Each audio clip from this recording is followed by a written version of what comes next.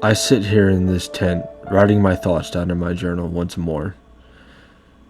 Shade's asleep, so best I do it now. I can't let him see me like this.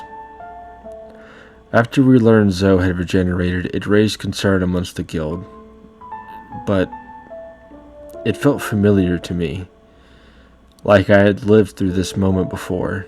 But as I recall my battle with Fatalis, I could sense the same pain, despair, and hatred emitting from Zoe when he first returned. But I must bring this up. As I stared into the voids that Zoe harbored, I could almost see the gaze of something evil staring back at me. I wasn't afraid or worried about the stability of Wyveria. I was just ready, I guess, for this beast to once again return, and my blade would once more rend its hide. I've lost count as to how many times I've slain the construct. 20. No, 60. I'm not sure anymore. But I began to notice changes to my own body. Black patches and the occasional pulsating of my shoulders and arms, like my muscles are swelling and contracting. I fear that the amount of contact I've had with Zoe has taken some kind of toll on my body.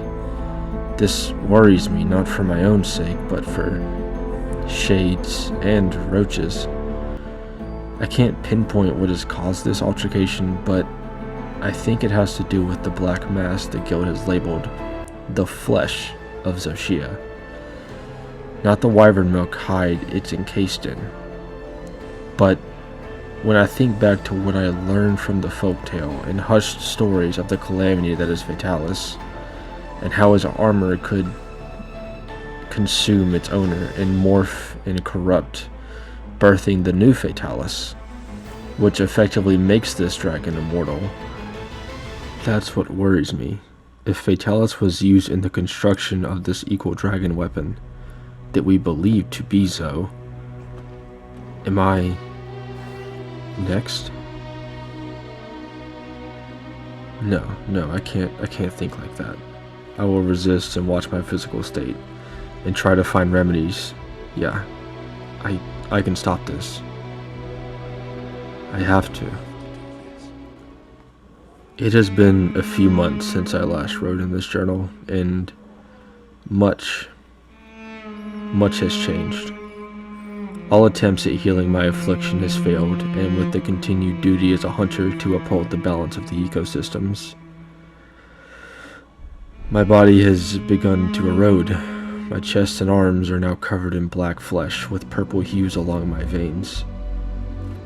White seams appear along my shoulders, arms, and back, and what seemed to be wings at first erupted as long tendrils protruding from my shoulder blades, along with a pair of clawed hands wrapping around my throat, as it seems to be trying to suffocate what little humanity I have left. And what I had feared has come to pass. The pauldrons protruding from my shoulders resemble the schematics of the Fatalis armor, also known as the dragon hide. My instinct and suspicion were right. All along, Fatalis is locked away in that shell. So Shia is a mere puppet, and the wyvern of destruction is pulling the strings. I have isolated myself from the guild and the people of Suja. I dare not reveal my condition to my friends or allies. If what I fear is to come, I will endure alone. I have heard the wails of Shia echo through the wormways, as if Fatalis himself is calling me. I find him taunting me in my dreams, painting violence and gore in all of my nightmares, images of friends being ripped apart and mangled amongst other things I dare not repeat, alluring me back to the Dragon Torch. I believe I have one final hunt in me before this corruption seeps into my core, and I must exile myself from this place, away from the guild and the innocent people of the Forbidden Lands.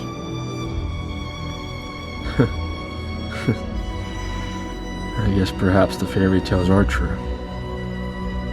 Fatalis, Fatalis, heaven and earth are yours.